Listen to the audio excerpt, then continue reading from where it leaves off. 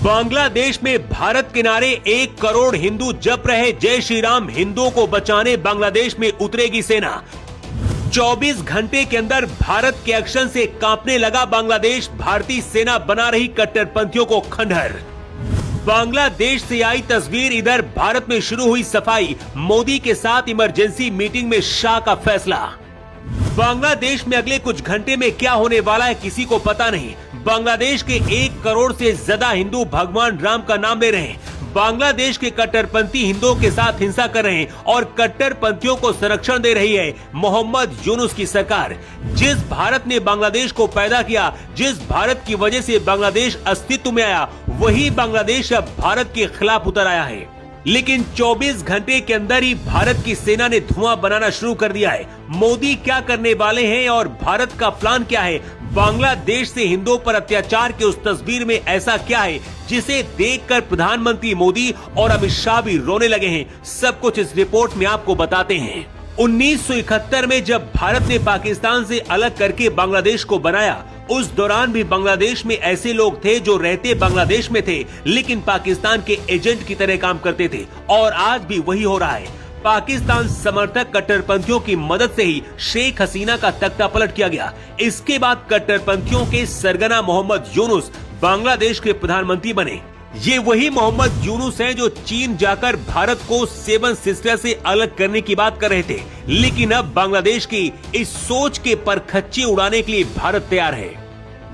बांग्लादेश के कट्टरपंथियों ने एक हिंदू युवक को बेरहमी से पीट कर मार दिया। इसके बाद हजारों लोगों की मौजूदगी में उसके शव को पेड़ से टांग करके आग लगा दी गई। जिसके साथ ऐसा किया गया वो बेचारा गरीब हिंदू था जो कपड़े की एक फैक्ट्री में काम कर रहा था। इस घटना ने पूरे भारत को और पूरी दुनिया को हिला दिया है। बांग्लादेश में हिंदुओं के क्या हालात हैं, और सबसे शर्म की बात है कि इस घटना पर भारत के वो बुद्धिजीवी गायब हो गए हैं जो गांजा और पाकिस्तान के लिए रोते रहते हैं। इस घटना पर भारत सरकार ने बांग्लादेश की यूनुस सरकार को चेतावनी दी है और बांग्लादेश ने इसे अपना आंतरिक मामला बता दिया है। लेकिन किसी देश में क्या इस तरह से हिंदुओं के साथ बर्ताव करना किसी देश का आंतरिक मामला हो सकता है? बांग्लादेश में ज्यादातर दलित और पिछड़े हिंदू ही रहते हैं और उनके साथ ही सबसे ज्यादा दुर्व्यवहार होता है। बांग्लादेश में मंदिरों को तोड़ा जा रहा है, जबरन हिंदुओं को मुस्लिम बनाया जा रहा है। पिछले 2 साल में घटनाएं इतनी ज्यादा कैसे बढ़ी, इसकी वजह भी जान लीजिए।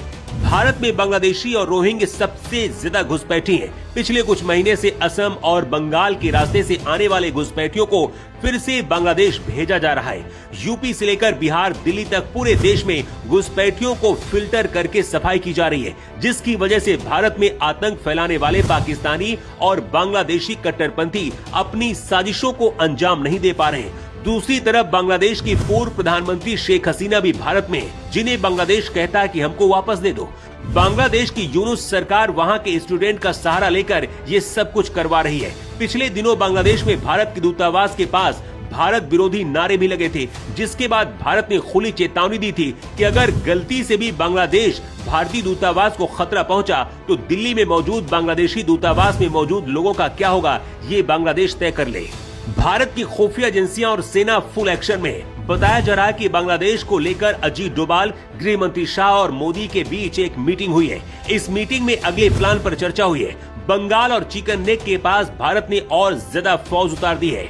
यहाँ से आने वाले घुसपैठियों को धुआं बनाया जा रहा है और अगर जरूरत पड़ी तो भारत बांग्लादेश में भी हिंदुओं को बचाने पहुँच सकता है। बांग्लादेश के हिंदू इस वक्त भारत के नारे लगा रहे हैं और भगवान राम का नाम ले रहे हैं। पिछले साल बांग्लादेशी हिंदुओं ने ढाका तक चढ़ाई की थी, जिसके बाद हालात संभले थे, लेकिन फिर से वही हाल शुरू हो गया है। बांग्लादेश में जिस तरीके के हालात हैं, क्या मोदी को बांग्लादेश में हिंदुओं की रक्षा के लिए सेना को उतार देना चाहिए? क्योंकि जो जिस भाषा में समझे उसे उसी भाषा में जवाब देना चाहिए। पाकिस्तान के बाद अब बांग्लादेश को सबक सिखाने का वक्त आ गया है। वैसे आपकी राय क्या है? कमेंट करके आप अपनी राय जरूर दें। रिपोर्ट।